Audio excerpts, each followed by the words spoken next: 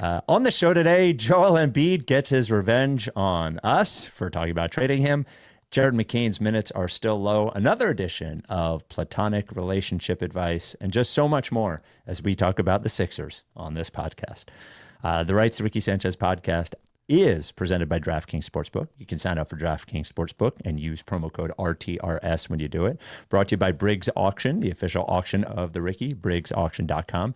Adam Ksebe, the official realtor of the process. His cell is 302-864-8643. And Surfside, iced tea and vodka, the official canned cocktail of the Ricky. It's been an awful long time since we had new t-shirts and merch, and we finally have it. We wanted to get the new logo done first, so we have a two-sided one that has the logo on the chest, which people have asked for. They like the logo on the chest, and then the wall art on the back, and then one that is strictly pandering to everybody who likes the uniforms from the early 2000s. That's right, the Ricky shirt. We did this once, and it said, I'm not a babysitter, but we never did a Rights to Ricky Sanchez one. So we'll put a link in it's a pre-order. You're not going to have it in time for Christmas. I just want to let you know that. It's a pre-order. So we'll put the link in the description of the pod, or you can just go to Ksebe Sports, Ksebe Vintage Sports, and search Sanchez. It'll find there. Ksebe are good partners right there in Philly that do all of our merch for us. We all love Surfside iced tea and vodka. We love it. We love the taste. We love the fact that it only has 100 calories. We love that it only has 2 grams of sugar. We love that there's a different, sort of something for everyone, And maybe you like, as long as you want a canned cocktail with vodka in it, something for everyone. Iced tea and vodka. Blend. What's red that? Blend and vodka. Red blend and vodka. Red blend and vodka. If the Surfside people are listening, that's what we're looking for, red blend and vodka. Unfortunately, they don't have that yet. They do have iced tea, lemonade, green tea, raspberry tea, peach tea, strawberry lemonade. It's fucking awesome. As I mentioned, 100 calories, 2 grams of sugar, no bubbles. Iced tea nor lemonade should have carbonation in them. Get it wherever you get your canned cocktails. If you can't find it, and for more information and for all their merch and stuff, which is great too, go to drinksurfside.com. You got to be 21. Please enjoy it responsibly. Without any further ado, Amos and the chef.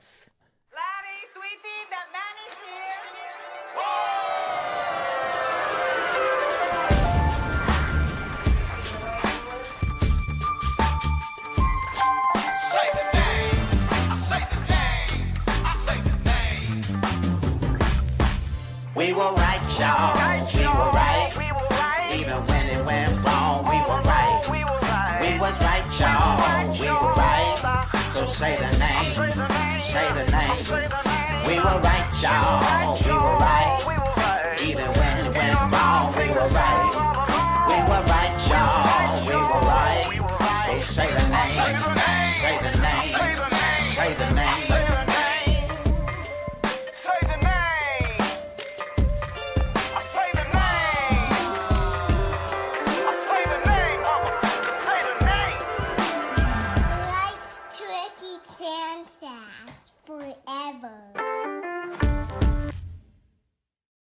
Welcome to the Rights to Ricky Sanchez podcast. I'm Spike Eskin, along with a guy who would never, ever, ever consider a trade of Joel Embiid and Domantas Sabonis at any point. It's not on the internet anywhere. That is one Mike Levin. Whew. That was fun. Yeah, it was nice to nice. see. Yes. Sometimes things can just be nice, and that was nice. I'm happy for him. I'm happy for us. Yes, it was nice to watch. His first, that's his highest scoring game since he scored 70 against Wembanyama, which feels like a different lifetime. A different 2024, yes. But he looked good, dude. He said it after the game, like, if you hit shots, it looks good. If you don't, it doesn't. I thought he moved really well. We've been saying that kind of all season. Like, he has moved relatively well when he's been in there this season. I agree. It's almost been a decision to not be more active defensively and rebounding. Yeah, he's just kind of flowing. Last night he seemed very thin in ways last night. I don't know. Obviously you're not like changing your body much during the season or whatever, but like he looked like rookie year Joel level thin, to my eye at least. And he was, he did his thing. He got to the line. The big issue with this year was that he is either not playing, obviously, big issue, yeah. or he is settling for so many jumpers, and then a few of those games, those jumpers really are not going in. And then it looks horrible. And then it looks horrible. Yeah. This we're talking offensively. But I thought he mixed in good drives. Like the thing that when you feel like Joel is Joel, because he loves that mid-range, and I'm not trying to stop him from taking that. And I obviously want him taking 7-8 threes a game. He finally hit a couple last night. His first, he had missed 14 straight, I believe. And then plus also last night, I think it was up to 17. I think I saw Sixers Adam tweet. But the thing that we need is it's the physicality plus touch, and that is the hard part of like being rusty, of like getting your legs under you, because he is so strong and so physical, and he initiates so much contact. But off of that contact, can he also go up really soft and put the ball, give it a chance? And there were a bunch of N1s last night, and he got his shoulder into guys and still hit that. And it was the one big rebound at the end. Yeah, he went back up with it N1. That's a huge play. I mean, nice to see. Like, hey, even just saying the Joel Embiid big rebound is like a nice thing after like what we've seen this season. So I mean, he had 3 at halftime, and one of them was like an uncontested air ball rebound, and I was like, here we go again. So for him to end up with 9 and a big one at the end was a nice little surprise, nice little treat to go along with the 39 points. I mean, it was a great game. It had to happen against my guy Jay Huff, who looked great. But you know, when Joel's doing his thing, there's only so much you can do. God, the Jay Huff thing, I can't believe he was never a Sixer. I was just asking for it for so long, and it just like didn't happen. And now he's doing exactly what I would want him to do on a different team, which is hit threes and block shots. But 39-9 on 23 shots in 32 minutes. Like, he's the guy. He got to do a slow suck it. And the team seemed to be into that. Yeah, I mean, you mentioned that he's like not on the bench when he's not playing in home games. Yes. And you mentioned, we've talked about it, not just you, but the kind of dark cloud that is hanging over the team when Joel is will he play, won't he play, how's he look, like all that stuff, and it's taking away from everybody else. But he seems a part of the team when it's going well. Like, maybe that's easy. Maybe that's an easy thing to say. That's front runner stuff. Yeah, I mean, everybody can be part of the team when it's going well. But not only when he's going well, but other things going well. Like he'll like if Maxey makes a huge play, like Embiid is running at him onto the court, like in previous games this season, like big, like lifting somebody up kind of moments, like holy shit, whatever. If like. I'm trying to remember. There's been times when Joel has like attacked. Like, I mean, the Quentin Grimes game winner, I remember Joel was like right in his face. Like he's like a part of it. And there was a quote after the game that he was kind of raving, or as much as Joel can rave, about like the locker room and about this group of guys, and comparatively to like previous seasons. And so he's Joel, he's moody, whatever. But I think as on the Joel scale, like this is him really buying in and being a part of it. And it seems like he has not crushed the vibes unless he's going like 4 for 21. Yeah, I don't think his play crushes the vibes, to your point. I think it is the fact that the world revolves around him when he plays, and it doesn't when he's not there. And I looked at his usage rate this year is 34%, which is like, or 35%. It was like 34 last year. Now his two best years, it was up around 39 or something like that. But he still, when he's in there, is like that's very, very, very, very, very high usage. So, look, I at the end of the day, do I believe that he can do this repeatedly, like with the normal schedule? I do not. Would it be the greatest joy of all time to be wrong on that one? It would. It would be like massive. As far as Sixer stuff goes, I mean, for him to have some sort of like 3-month stretch where he just misses planned games and that's it, and then comes in and but I think it's fair to note there was almost a week off in between this game and the last one. Nice. So keep doing that. It's a football schedule. I think would be really nice. It would be great. Just do like play once a week. Would be great. Be great. So we'll see. I mean, there's another game tomorrow night. I don't know. I haven't seen what his outlook is for that game. And then they're off again until Friday, and then they play back to back next weekend. So great. Yeah. So it's great. I mean, like, again, like I I don't believe it's possible. I don't think there's any reason to believe it's possible. But if it is possible and it happens, it would be incredible. It would be the biggest surprise of all the surprises we've had over the last 13 years for us to go, yeah, let's trade him for Sabonis. And then immediately he's just fucking fine would be the best surprise of them all. Well, no, I don't think anyone thinks he's going to be fucking fine. But this is a nice thing to see, right? Yes. This is a nice thing. Like we were... You know, you're such a victim, everybody is, of like what's, you know, recency bias or what you've just seen, right? And that's kind of where I am with McCain of like, it's hard to imagine that last year he was the guy that he was. So we'll get to that. Yeah. But just seeing that the high end of Embiid can still be this. And he's going to miss games. He's going to be like probable questionable. It's going to change at the last minute and he's going to miss a couple, whatever. But like, it's nice to see that he can still do this. It's really nice to see. He played 32 minutes, looked like a dominant force.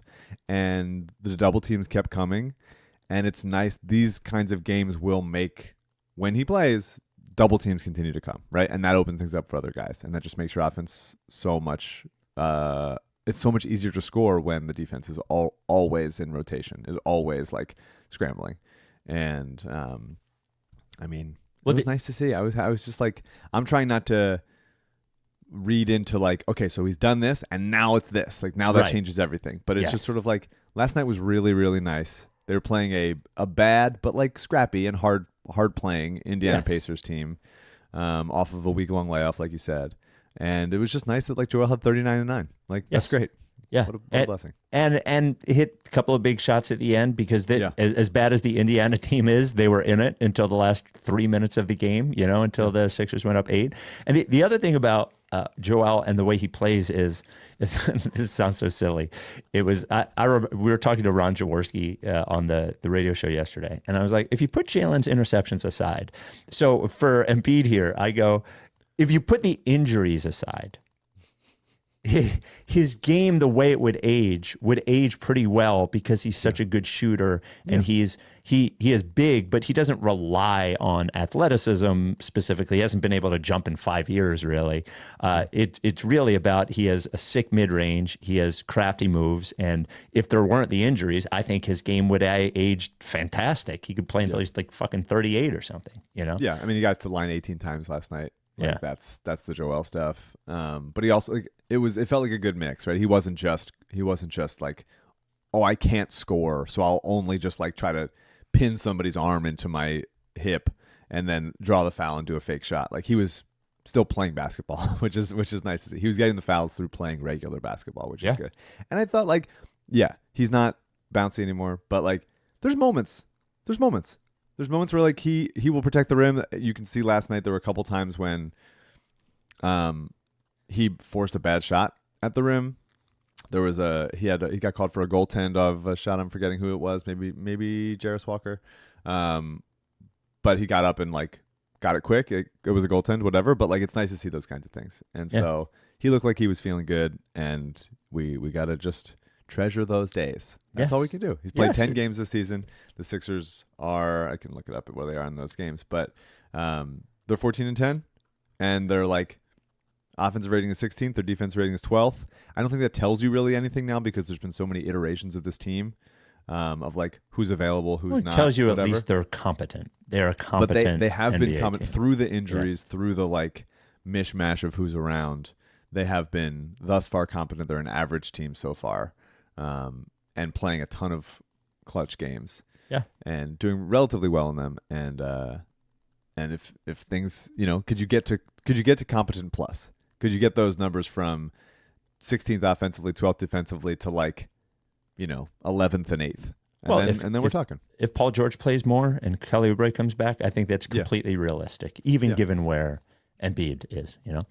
The Rights to Ricky Sanchez podcast presented by DraftKings Sportsbook. You know DraftKings Sportsbook is an official sports betting partner of the NBA. We'll get to NBA in a second. And when you sign up for DraftKings, use code RTRS. I'll tell you about the special later. But one thing, I generally don't give out betting advice. This is not advice. This is just my opinion. My opinion is I like the Eagles minus 12.5 on Sunday. Just my opinion. I'm not giving advice. I'm not saying to bet it. I'm just saying that's what it is at DraftKings right now. It was 11.5 yesterday. I liked it a little bit better at 11.5 than I do at 12.5. And the other thing at DraftKings, let me look at what the odds are now. Can I give my opinion? Oh, yeah. Do not bet the Eagles this season. You're in 23 Do not mode. bet on the Eagles this season. Yes, you are in 2023 mode. You can bet against the Eagles if that's something you want. You can bet the over-under. I'd probably bet the under in this one. Yeah. But I would especially not with the wind.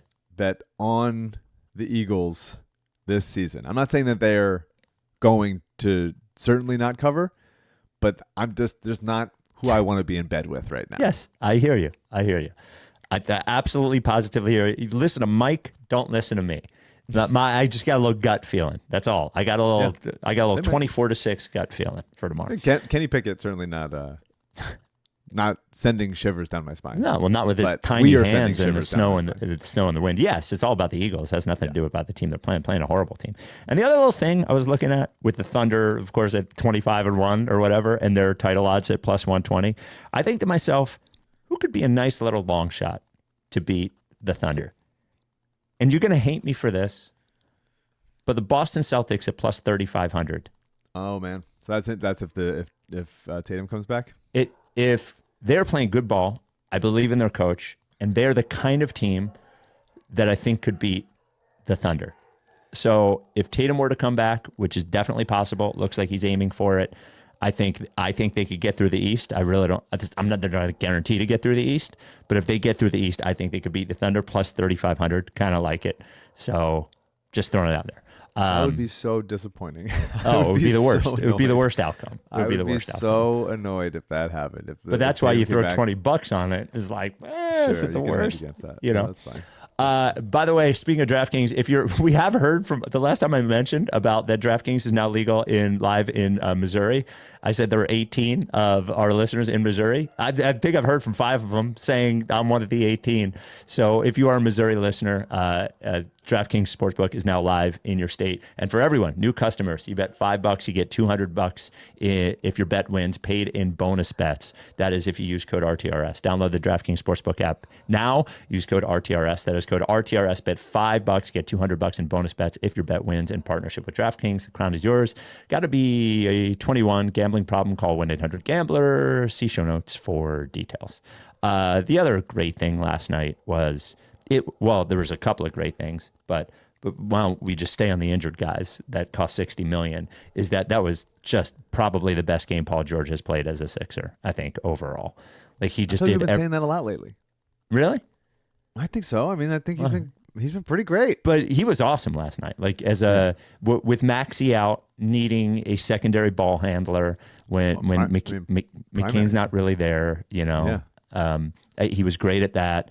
Every time I'm like, oh, now there was one really bad he decided to cook moment, but he is probably the best isolation player on the team.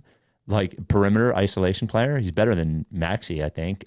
He just gets to that mid range so comfortably. He's such a good shooter. He was a great creator last night. I thought Paul George, and then defensively, he's just so competent. I mean, man, if he could just fucking be normal and play basketball games, it's such a level up for the team, man.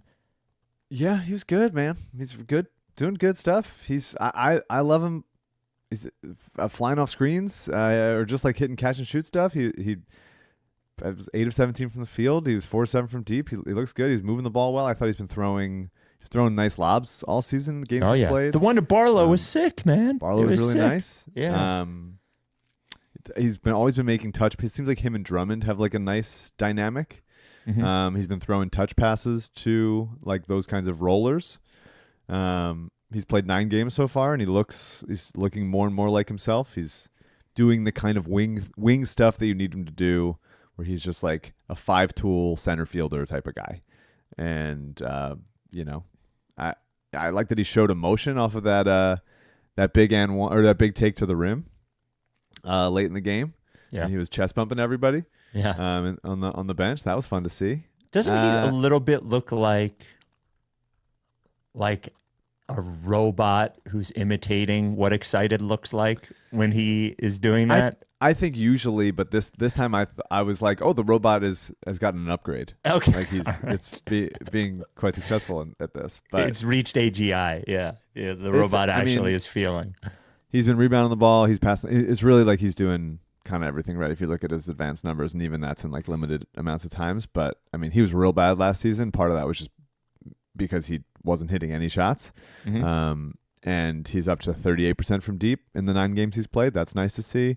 I mean, he's just like, he is pure competence at this point. And does he like play a little slower than I would like? Does he like ease into his game a little bit? There was a moment, I forget what quarter it was. I think it might have been the end of the third, and it was 5 seconds left, and the Sixers are inbounding the ball under their own net, and Paul George is like taking the ball up the court slowly, and it's like there's 5 seconds left, and you're like just chilling basically, and it's just like he has a very slow internal clock, and that works for him in a lot of ways, I'm sure. But like I tend to want the play with a little bit more intensity stuff, and he has at times this season. I like seeing him be pumped up, but he's just been very, very like be the B+ that we need you to be. Yeah, and again, all he needs to do is play. If he's just in the game, that would be excellent. Yeah. There was a nice Danny from Grimes last night where he threw a pass very hard off the backboard. I don't know if you noticed that. That was very close. But then I think didn't he end that possession getting a 3? Like it was kind of a scramble. I thought it was a great Grimes game. He's awesome. I love how he plays. He gets us so many loose plays, 9 rebounds. Like that's just from him being he's flying around out there. He plays hard as shit. Yeah. And sometimes too hard, I would say. Sometimes too hard, of course. I said last pod that was like he plays at one speed, and that is both a positive and a negative. Yeah, if he and Paul George could sort of swap energy, just a little bit, just a little share. Man, I love Grimes. I love him. I think it's notable that with Maxey out, Maxey was sick last night. It's such a bummer that the Sixers have a week off, and Maxey, instead of resting or immediately gets to rest for a second, and his body is like, great. Time to get sick. You're sick now. Yeah. That Grimes started and played 39 minutes. He's just really, really helpful player. And the stuff we were worried about last year, like I don't think anybody thought, oh, Grimes can be a primary option on a good team. Like everyone knew that it was like, okay, he's cooking on a bad team. But I was not concerned that he would be able to fit in as a role player because of how hard he plays, right? Mm-hmm. And the shot is good. And he's just been exactly what they've needed him to be. And what's he at from 3 in the year? He is at 37% from 3. That's fine. Would love to see those numbers go up a little bit. Must be on good volume. Yeah, on good volume. Yeah. I mean, this is a team that is like really playing together. I think that they've had moments that are frustrating where they stop doing that, but for the most part, on both ends, like they are like a unit, and it's nice to see Grimes as a part of that. So we got 2 emails about before McCain. We got to talk about VJ. Yeah. Oh yeah, of course. First of all, the headband has to stay. He looks great with the headband. I definitely think the headband has to stay. But just first of all, he was like the guy bringing the ball up the court without Maxey there. So he was like, he's not a primary ball handler, but he was the guy to do that, I thought. And I thought he looked pretty good doing it. Yeah. Yeah. I mean, 22, 5, and 4. Yeah. No turnovers. He had as a rookie. Wow. Without 14 in the first quarter, I think. Maxey. Yeah, he was very hot in the first. It was really exciting to see. Yeah. The jumper looks incredible. He is not only shot ready, but he's seeking it out. He was 3 of 5 from deep. Yeah. Just pulling up. Pulling up was nice. Like he's pulling up with guys in his face. He can elevate. 22 points on 10 shots is crazy. Playing 39 minutes, the volume he has, I would say this is the most impressive game of the year he's had. Yes, he obviously, those first couple games of the season, it was like, holy shit. But this one looked the most grown up, I thought. Putting the package together, he looked the most grown up. I sent CJ a play for us to look at. This, and if you believe, like we talked about last podcast, over under 1.5 All-Star games for Edgecombe. Yeah. Because I am protecting my health and well-being, this holiday season. I said under. Is this the one where he lays it in traffic? Is that what this one is? We did a couple of those. Yeah, there was a play a little bit after this where he had just like, that was just a burst to the rim. But this one is the one where it's like, you start to see the like, oh, this Donovan Mitchell type package can go from, hey, this guy's just bouncy and fun and can hit catch and shoot threes, to look at how he sort of weaves through. All right, so play it, CJ. And so he's the one who's bringing the ball up, and he gets it to McCain, and he slides over. And I thought it was a nice offensive set. And VJ just attacks off the dribbles, switches the opposite way, floater over Isaiah Jackson. Yeah. And that's just really mature stuff. Yeah. That is like, he's not just attacking a wide open thing. He's making something happen. He goes through guys, he slows himself down, and he finishes with the floater. And that's just, if you believe in, oh, this guy can be maybe a number one option someday, this is the kind of play you're excited about. The shot is one thing, but this is the like, I am in a half court setting, getting to my spots and finishing with touch. That's really, really nice. Well, I don't think we thought. I don't think we on that kind of play. I don't think we thought we would see very much of that this year, and I think it all. We'll probably mention it 10 more times throughout the season. But his comment that he just thinks he's going to be better in the NBA game than the college game because of the space that is there. I think a thing like that was him using all of that space in the entire half court, so I believe him on that. He looks pretty mature for a guy who's 20 and we thought was a project to a certain extent. Ridiculously so. Yeah, I think, the difference between the college game and the NBA game is not only the spacing stuff, but also like the Sixers drafted VJ Edgecombe for the next 10 years. Scott Drew is coaching him on Baylor for the next 4 months. Yeah. And so I think he doesn't want him to work through the stuff that he's working through. He wants like his regular, like Jaden Nunn and Jeremy Roach, the guards that are like to do that stuff. And he wants VJ to do just wing stuff and just fill the lane or whatever.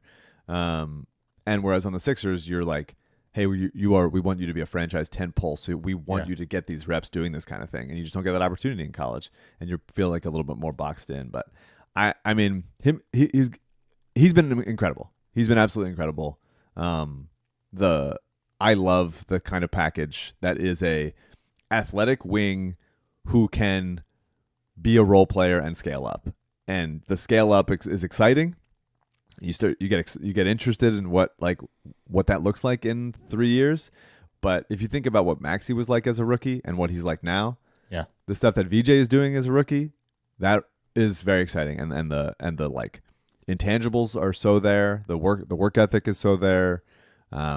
His teammates love him.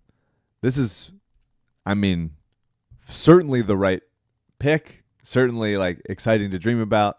And that just changes the calculus about what we think this team can be, even if the Embiid PG all in move doesn't happen. That's why keeping the pick last year was such a big deal, because that is a massive life draft. Even as Maxey has gotten better, if you didn't have Edgecombe, then it's like, okay, you got Maxey, you're probably just trading him at some point because there's just not enough around him to like build another core. But you hold on to that pick was just massive, and now Maxey Edgecombe McCain, or what they can get out from McCain, becomes the like, oh, there's a huge life after this like old era like moves on. And the last thing on Edgecombe is he once again one of these times he's going to murder somebody with one of those dunks. He tried it again. He launches from like 15 feet away, gets 15 feet in the air, cocks all the way back. And one of these times he's actually going to get through the defender and get to the rim, and it's going to shut everything down. We'll have to start a podcast right at that minute because he's coming close. He's coming close. The Rights to Ricky Sanchez podcast is brought to you by Briggs Auction. That's right. Download the Briggs Auction app in the Google Play or the App Store. I got a really exciting email from Briggs Auction this week. It said that an item I won like 4 months ago, I hadn't picked it up yet, and I have until Wednesday, December 17th to pick it up. Why is this exciting? Because I don't remember what it is. So it's like a nice little treat. I don't know I forget what I won, and it's like finding $10 in your pocket. So I'm going to go over to Briggs Auction either today or next Saturday and go pick it up for open pickup. Have Briggs a couple Auction. drinks, start bidding. Yeah, dude, I love it. It is, you never know what you're going to get. Now, so CJ doesn't have his item of the week because they do not have a sale this week. But I don't know if you saw last week, they had a satin jacket from the black and gold Sixers era, from that era up there. So what do you find in a Briggs auction that, which once we get into the new year again, will probably be happening every week again? Pretty much everything.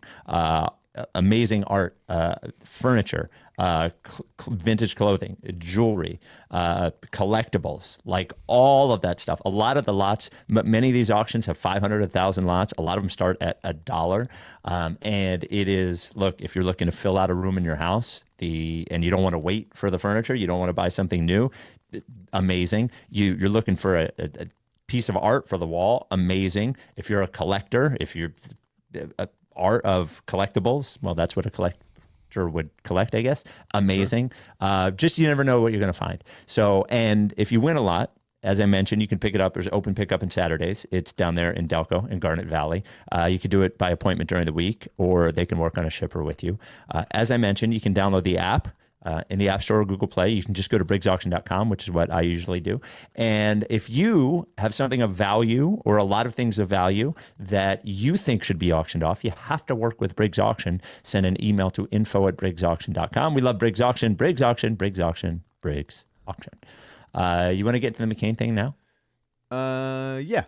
Let's do it. So just we'll get to the second email second. The first one. There's a long email about Jared McCain's minutes, and I think he had 13 minutes last night. And just the crux of the email here is, I'm growing exceedingly tired of how the Sixers and Nick Nurse are handling McCain's development/minutes.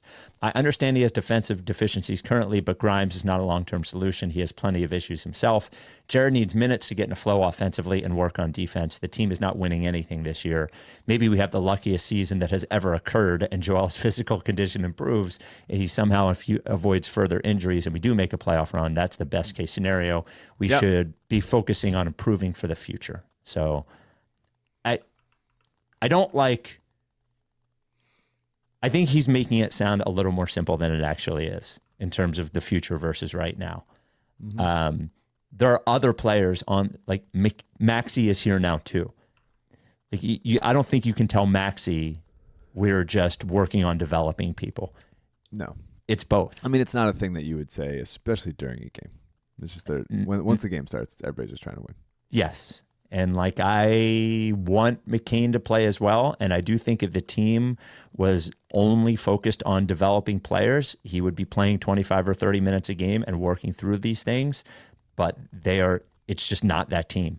As much as that's what we care about the most, maybe, it's just not that team. And there's a balance. And until he is, I'm not even talking about the defense, until he is stronger from a lead guard perspective, from a ball handling perspective, or even his shot becomes automatic. Remember, it's not just the knee thing. He has still has the brace thing on his thumb on the other hand. When he looks great, he's going to get more minutes. When he doesn't look great, he's not going to get more minutes. I think that Nick Nurse probably doesn't trust him as much as he should? Yeah. I don't think he hates him or anything, but I bet he has as a coach, you have biases toward different players. I would imagine, not that he's anti-McCain, but he probably doesn't trust him that much. So he probably has shorter of a leash than a player he does trust. So yeah, I mean, we've been poking around at it for a few weeks since Jared got back, and you sort of go, all right, yeah, he's working his way back. Maxey's playing so well. Maxey's playing so many minutes. Maxey wants to play this many minutes, whatever. Last night was the first game Maxey missed. McCain doesn't start. Yep. Okay. Not surprising. But to play 14 minutes in that game and to not really make a dent, it is starting to... that last night was, I think, like a blinking red light that that Nurse is not trusting Jared right now. Mm-hmm. And that there's maybe something that's a little bit more than just he's just working his way back type of thing. I think you're right to mention the thumb thing and the knee thing, which is maybe slowing him down. But I mean, at this point, once Maxi's healthy, like I might give Jared another couple games in the G League just to like play 35 minutes and be the guy and stuff. I mean, I would love for McCain to start to do a little bit more while he's getting his handle back, while he's doing that kind of stuff. Can he run some like Garrison Matthews shit like that? Like Matthews is like flying around screens, hitting big shots like that. Isaiah Joe stuff.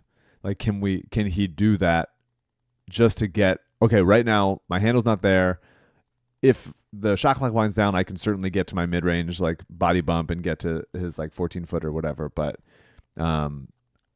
this team could use that kind of, I mean, Grimes does that sometimes, but this could use some sort of, all right, Maxi's got the ball in his hands, PG's got the ball in his hands, whatever, and there's a McCain flying around. Obviously, he's known for his off-ball movement, but that seems more like he's like skittering around rather than like moving zooming with a like purpose. with intent, you know? Yeah. And so I'm just not sure. I mean, the shot comes off a little slow, and maybe that's why he's been working on his no dip stuff. I talked about it, I think, with Chris, where like it seems like he's forcing the no dip threes a lot. I think maybe he's just trying to get game reps at them, and they're not going in just yet. But I don't know. G League I don't know point, what it's going to take. To the G League point, there was an immediate leap, for lack of a better word, for him after he played those 2 games in the G League and came back to the Sixers. Mm-hmm. Like, I don't think it would be bad for him to spend 2 weeks down there and play 6 games and get as many reps as possible and play as much basketball as possible. Now, I wonder what his agent would say about that. Yeah, it's not a great look for him, but it's not like he's going to be a free agent at the end of the year, you know? Yeah. So I don't know. I don't know if he would do it or not do it, but I think he just needs to play. And I guess I would love to begrudge Nick Nurse and say this is a developing team. You got to throw him there and let it happen. But it's not reality. It's not Nick Nurse's reality. Nobody's telling Nick Nurse it doesn't matter if you lose this game as long as you get Jared McCain minutes. It's just a different reality. He has to do both. No. He has to win games. Yeah, I mean, they have they play on Tuesday. The Sixers' next game is when?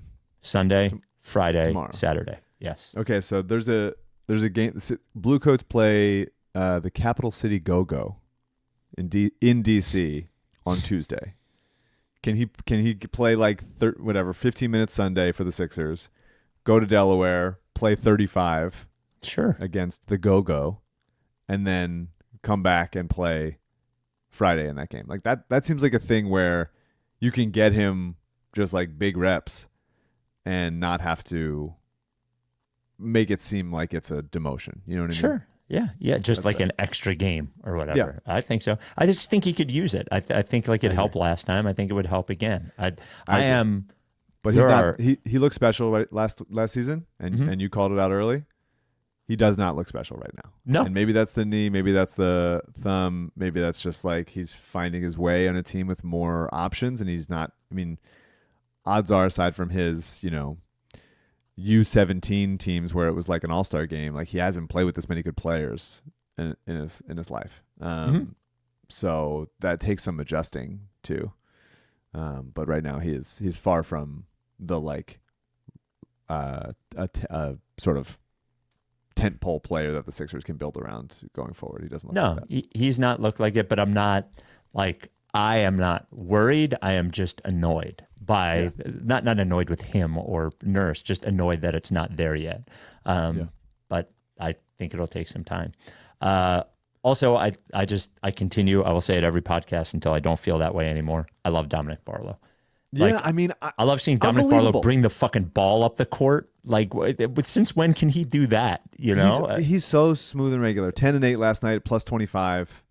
I have never trusted anyone the way I trust him at his age doing what he does. Literally anything on a court. If he's back protecting the rim, if he's playing an incredible wing one-on-one, if he's screening and rolling, having a finishing through traffic, the only thing I don't trust him is to shoot outside shots. That shot looks terrible. Awful. It's so bad. This guy can be such a special player if he completely starts his shot over from zero. But I trust him with a floater. Like anything else, making the right pass, moving, screening, cut, and he does it all. I just like the outside shot looks hideous. Terrible. And if you can just find that out, I don't know. I wonder how willing he would be to do it. I wonder what he thinks. Is there a Sixers shooting coach that's like, this is my project? Because if you can turn him into even what Jabari Walker is right now from 3, which is like, I shoot it when I'm open and occasionally it goes in. And I'll probably, even if he's like 34% on regular stuff, like this is a guy that can be on the team for like 7 years and just be the perfect fit with anybody on the roster, with the Embiid and Paul George side or the Maxey Edgecombe McCain side. Like you need Dominic Barlow in either version of that, present or future. He's just got to hit a couple shots because they're really not covering him. No, yeah. Well, yeah, he's either got to hit a couple of shots or not be standing there anymore. Yeah. You know, like you got to be dunker spot guy or something because he's just of no value out there. I appreciate him shooting it for what it's worth. Like I appreciate if you're going to stand there, you have to be able to shoot it, but it looks horrible. And it looks much worse than it did earlier in the season where he surprisingly made a few. It looks worse. So yeah, he cuts well off of those corners. When he's in the corner and they ignore him, he can sort of cut middle to that little 5-6 feet in the lane type of place, which I always like. But yeah, it's just NBA players are so good at so many things, and the thing that shouldn't be as hard is like, can you just wide open hit, catch and shoot jump shots? Yeah. Like, can you make your shot, your form look like pretty regular, and it comes off his hands so bizarre. It's amazing. He's a basketball player. He doesn't even look. He looked like he never learned how to shoot. Like looks like he learned how to shoot yesterday. It's unbelievable. He's in the NBA, Mike. Like it's amazing. I wonder why this happens. I wonder if it's he had a decent shot as a kid, and then they changed his shot to look like this something, and it's sort of like didn't quite. It was sort of like a bastardized type of attempt at something that nobody's happy with. But if you could just get it to be regular, then that would be really nice. Wasn't a great game for the bench, but I do want to call out. I have been on Andre Drummond's ass for several years now for being a kind of like fake rebounder. He had a couple of good ones last night. I thought about so many great ones last night, and I want to give him credit for that. Yep. He was drawing fouls on those rebounds. He was getting offensive rebounds for like tip backs and stuff. He was fighting his ass off down there with like Tony Bradley or Isaiah Jackson, and he looked great. And the bench wasn't good, but he saved a lot of possessions, and I want to give him credit for that. Yes, I thought about you as he got a couple of those rebounds. I was like, wow, a real rebound from Andre Drummond. Yeah. Real shit. We got this email, writes to RickySanchez@gmail.com from Zach. Hey, Spike and Mike, quick question for you. I've been a Sixers fan for about 8 years. My college roommate showed me clips of the Ben Simmons lottery party, and I've been trusting the process ever since. I've been an avid fan since then, but last season I watched maybe 3 miserable games and checked out for the rest of the year. Now that the Sixers are fun and relevant again, I've been watching every game. Am I a fair weather fan? Can any Sixers season in our lifetime be considered fair weather? As part 2 of this question, how do you do it? Being a lifelong Eagles fan, I was fine with fully investing myself in 17 games a year. I feel like it's not healthy to have this level of investment for 82 games in a 6 to 7 month span. I can't be angry all the time. How do you keep some level of emotional stability for such a long, likely heartbreaking season? So the fair weather thing, I guess you could say yes, but I don't think there's anything wrong with doing that. You only live once. You shouldn't. Oh, I don't know that I agree. I think that if you listen to this podcast, you're not a fair weather fan. I think you're even if you don't watch the games. I think especially if you don't watch the games. I think if you listen to this podcast and don't watch the games, then as like sort of punishment for the team, then like you're in. Oh, you're absolutely in. That's an interesting idea. Okay, that's fine. I don't see anything wrong with being a fair weather fan in general, though. No, I mean, I guess there's a difference between when I think of a fair weather fan, I think of like Eagles or Phillies fans who are just not really paying attention. And when the team is good, they're all of a sudden like posting Instagram stories of them at the game or at the bar and watching that stuff. And it's like, great, that's fine. That's nothing against that, but that is what it is. I think being a Sixers fan and being like, I can't fucking do this. I can't fucking do this right now, dude. Like, I think that is a different thing. I think those are different. It's self-care. Those are different things. It's self-care. That's self-care. Yeah. And that is like, you can't vote them out. This isn't a democracy. The Sixers are a private business that becomes a big part of the city's fabric when they matter or when they're doing a horrible thing. The only thing you can do is like choose to spend your money or choose not to watch. And I think that doesn't make you a fair weather fan. That makes you like trying to survive. Yes. Yeah. Yeah. As for how we do it, I don't know. I'm not the person to ask. It's different, but we get to do the podcast. I mean, it makes it. If I can only imagine if I got pissed off about the Sixers or happy about the Sixers, and maybe it's just because my life has been this for so long, and then my response to it is just sit in my house and like be pissed at what, like, I don't know. There is that something. is what I do. Yeah. There's something. That is exactly you're describing me. That is what it is. There is something therapeutic about doing it this way, yes. as opposed to. That is true. The Rights to Ricky Sanchez podcast is brought to you by Adam Ksebe. It is spelled Ksebe. What is he? He's the official realtor of the Rights to Ricky Sanchez podcast. What does he do? He helps you find the beach house of your dreams down there in the Delaware beaches. I asked Ksebe once because I said a lot of people aren't sold on Delaware. He's like, well, if you're buying, here's one reason why it's excellent. Now, we go to the Delaware beaches. We go to Lewis, and then we'll take a trip. Rehoboth is like 15 minutes away. We'll go into Rehoboth one night, whatever. He said, here is one $650,000 house in Rehoboth. He said the property taxes annually are $1,500. Here is one in Sea Isle that is $650,000. The property taxes are about $13,000. That's insane. That is a huge difference. So what you can do, and Ksebe can be your partner in doing this, is you get one of these homes. You're able to rent it out for a lot of the summer.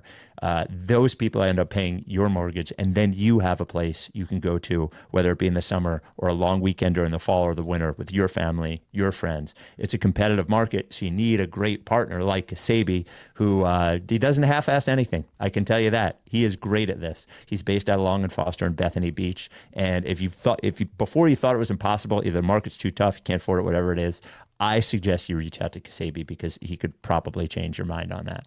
He's going to do all the work. All you have to do is buy the house. And if you are stuck on the Jersey Shore, you've been going there your whole life, that's fine. He's got plenty of connections there as well, so he can be your first reach out if that is the case as well. 302-864-8643 is his cell number. You can text him. You can call him right now. That's 302-864-8643, or email him, adam@processrealtor.com. We did get another platonic relationship advice question. It came via the voicemail. And I enjoyed it so much because he is Australian. He did call from Australia. I saw the phone number, and it is my favorite accent. So here is his question with all of the ums taken out to 833 Lickface. Lads, love the pod. On the off chance that this person listens, which they won't, I won't say my name, but I'm from Australia. I've got one of those platonic friends advice questions. I was just listening to it then. It was a good question. Tell me what you think about this one. So early last year, got married.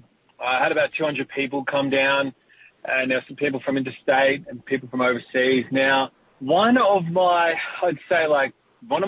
good fourth closest friends came from interstate. Now, I've known him since we were, 4 or 5 years old. He was on like the A1 seat of the table. So he was like right at the front. He came from interstate, so it's like an hour flight. It's nothing crazy. Now, he didn't give a gift or a card at all. I quizzed him on it because I don't know if our culture is a bit different to yours, but like literally 200 people gave something and the only person that didn't was him, and it was kind of embarrassing for my wife. Anyway, I quizzed him on it and he said, time's a bit tough at the moment, so yeah, sorry. And then proceeded to go to Europe and do all his sort of stuff. That's fine, whatever. Now, tables have turned. He's getting married next year. Now, I'm flying interstate with my newborn and wife. Do I give him a card or do I just give him nothing? Anyway, love the pod. Go Birds, dickhead! Wow. That was nice. So the only question I have is, he says not a gift or a card. I'm assuming a card also means money with it, not just he didn't give you a card. I think that's a language difference. That would be my guess. I'm not sure. I read it as just a card, but yeah. Okay. Yeah, I mean, I think It depends what kind of person you want to be. Do you want to be the person that goes like, yeah, well, you set the tone, and I just sort of matched that, and that's fine. Or if you want to be like, and here is a card I'm giving you. Remember, this is what you're supposed to be doing. This is what the world is. Right. I'm modeling good behavior for your dumb ass, like whatever that is. So that is a totally you call. I think there is spite behind either one. I would give him a gift if you can afford it. I think it is right to do it. I do think you are getting the advantage of shoving it in his face. If you're that disturbed by him not giving you a gift or a card. Now, if when you're saying a card, you're just saying a card and not money with it, fuck that guy. If he can't put a card in the thing that says congratulations, that's not a money thing. That's thoughtless. I would say that's why I think he means a card with money in it. That would be my guess. But if you're going to travel to go to the wedding, I think you should give a gift. That's what it is. I think you should give a gift if you're going to a wedding, unless you're a kid or the person knows, like they're paying. It's sort of like the deal. They're paying, $150 a head for you to go to the wedding. Like you should get them something, but I don't think you should be vindictive about this one. Or if you're going to be vindictive in the way that you get him something. That would be my. I think a little bit. I mean, I don't know how much the flight and everything costs, but if you're traveling, then you're spending a lot more on the travel situation than the person is spending on the wedding situation, especially if it's like if I'm flying to Philly for a wedding, then it's like, okay, yeah, that's where it is. But like if I'm flying out of the country for a wedding, which we have, or something, or some random place, then you kind of go like, all right, this is really starting to add up. Yeah. And it will affect, it'll affect it. I don't think that's what he's saying, though. I don't think interstate in Australia is, because he was also, that person traveled for his wedding and he was still mad that he didn't get a card. Please call back and let us know if a card also means money in the card, because I didn't know that. We got this question from Randy, writes RickySanchez@gmail.com. Another tough game for McCain. When I thought he was going to get some run with Maxey out, I know Spike said he just needed some more time, so hopefully that's true. Basketball question, not to be inflammatory, and given our TJ bias. For this season only, not age or contract or potential related, would you want TJ McConnell or Jared McCain? The rationale is that TJ is a steady hand that can take some burden off Maxey since Nurse doesn't think he can handle backup point guard minutes. TJ is also a tried and true veteran presence who could help stabilize awful third quarters and get good lob looks for Barlow and VJ, etc. without much effort. I did love McCain pulling a TJ on TJ, though, and stealing the ball in the backcourt.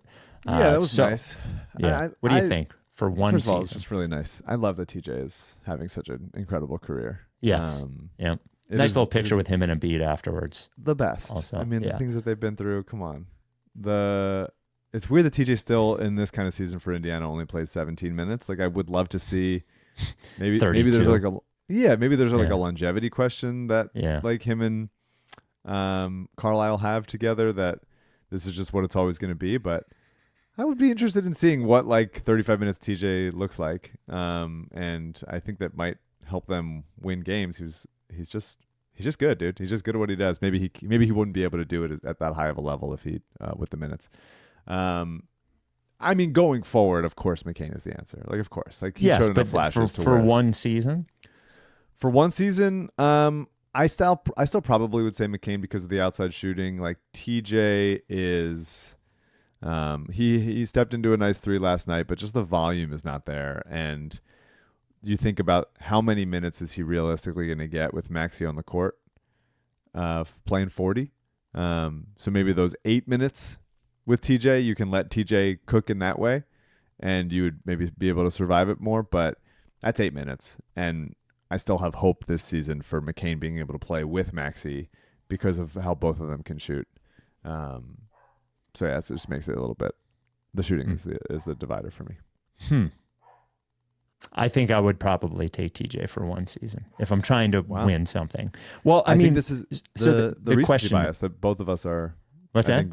When you watch every game, you sort of go like, it feels like forever since McCain has done anything that you're like, this is the guy you build around. I just know I saw TJ McConnell on look, here's the difficult question is that I don't think the Sixers are going to compete for a championship this year. So like if the question is what do I think makes the team better for 1 year, I think it's TJ McConnell. I saw him ball out in the fucking playoffs last year for a team that went to the finals. Yeah. In the finals. Yeah. So that's why I just know I know he can do it. So that would be mine. I do want to say, yeah, very excited for Kelly Oubre to come back. I feel like it's been a long time. They could use him. The bench, especially. Did they say when he's coming back? Did they say? No, Oh, I I mean didn't see it feels like it's been a long time. It has. He's missed like 3 weeks now, 3 or 4. Mm-hmm. And so we should be getting some positive like return to court like practice type update soon. Oh, we should. Yeah. Is that what should happen? I think we should. Yeah. I'm just saying. I think we should. We're due for it. And Watford as well. I mean, we just still haven't seen this team close to full capacity. I think the bench will be really served by Watford being there. I think we're like pretty much Dominic Barlow is a starter on this team, and we'll see when they decide around the deadline or whatever to bump him up to a standard contract because he deserves it and they're better with him in that role. Well, they'll need it if they want him to play as many games as they're going to need him to play. Because it'll eventually run out. And Sixers Adam is helpfully tweeting how many games are left each update, but I don't remember. Most of what Sixers Adam does on social media is post things that I see and it goes, I can't believe he's still doing this, and then forget what it is. Love the guy. Yeah. But yeah, I think both once you, I mean, I guess does Oubre come off the bench because of how good Barlow has looked? I mean, it's Oubre started every game that he played. But you're not bringing VJ off the bench. He's also started every game. Yeah. You're not bringing PG or Embiid off the bench. So when it is Maxey, VJ, PG, Embiid, who is that fifth guy? I think it should be Barlow. Well, and you have Kelly come off the bench, but it hasn't been the case. Yeah, I don't know. It's amazing. They're different players. They do some similar things. I think they both bust their ass like from an energy standpoint. I think Barlow's defense gets better pretty much every game. Now, I wouldn't put him out on the wing consistently, but he does seem like he's handling those situations better than he did earlier in the year. I would still probably do it Barlow if Embiid is starting. I think, I think so. The benefit is not benefit, but like injuries will make that decision for you, you know? And so PG will miss games and then Kelly will get to start and stuff. But it's fun to imagine, hey, in a theoretical world where the team is healthy and everybody's healthy and everybody's playing every game, like who's their 10? It's an interesting question. We did get one before we go. We got the question was, should Chris Ryan be banned after he did not know the sign off for the podcast? It has been a controversy. He did not, whether he didn't know the sign off for the podcast is a mystery. He didn't say the sign off to the podcast. So we got a couple questions about whether he should be banned. We did get this interesting question about banning in general to 833. Isn't Kevin O'Connor banned? And he's been on the podcast well banned. What's with this discourse about if Chris can be banned or not? Thanks, guys. Hey, guys. I don't think I gave my name last time. It's Pat again. But Sharp, too. Isn't Sharp banned? And he's on the pod, with semi-regularity. So I don't understand the big deal about banning someone and still having them on the pod. Anyway, thanks again. Banning is a state of mind. There are some people that are banned that are not allowed on the podcast. And there's some people that are banned that are allowed on the podcast, right? I mean, I think that's fair, don't you? Yeah. Yeah. No, we decided not to ban Chris, but just if we ban him doesn't necessarily mean that he can't come back on the podcast. Yeah, I mean, I guess by definition that is what the word means. It's what the word would mean. Yeah. There's all sorts of committees and it has to work its way up through the justice system you could be getting indicted, but you're still out there living your life. Right. And so I think maybe banning is a little similar to that. Right, yeah. All right, well, there's there's basketball game tomorrow night, and then no Sixers game again until Friday. We will talk to you Wednesday It'd night. be nice to beat the Hawks. Would be nice. That's Would be similar. nice. The Hawks are 14-12. Sixers are 14-10. Trey not back yet, right? Not back yet. No, I don't think so. Yeah. But the East from 3 to 9 is separated by a game and a half. So Yeah. that's the Sixers mud. are 5th now, if I remember correctly. Yeah. Yeah. But they're Raptors falling off, Heat falling off a little bit. Like Sixers you are a had half a- game out of the 3 seed. Like If you had a things have been bet, good. if you had to bet everything you own on the Okay. Sixers being in the play-in or a playoff spot, what would you bet on? Everything I own. Yeah. I would say play in is more likely, Yeah. I think so too. but I think they'll be right there. And this makes the regular season fun, I think. Whereas a little bit before We were just the waiting last to few get years, through. we were just like all that Yeah. matters is the playoffs. Like we are because the team has a lower ceiling. It becomes the like, hey, can we make a full playoff spot? Can we get set up a 4-5 or a 3-6 that they can actually win? Like, and Yeah.